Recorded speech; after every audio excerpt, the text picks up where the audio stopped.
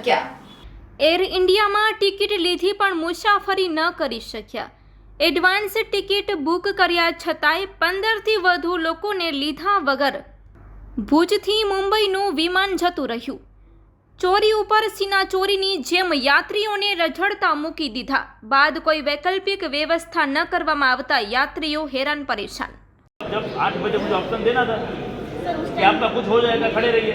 मुझे तो आगे जाने के मेरे बच्चे, ये बच्चा है ना, इसका अभी अपॉइंटमेंट था, मुझे 1:30 बजे पहुंचना जरूरी था, बराबर है। अभी आप बोल रहे हो शाम को 6 बजे जाओ, तो अपॉइंटमेंट कौन देगा?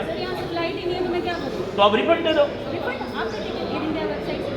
हाँ हाँ, दिखा दो। वही वीडियो तो होगा ही।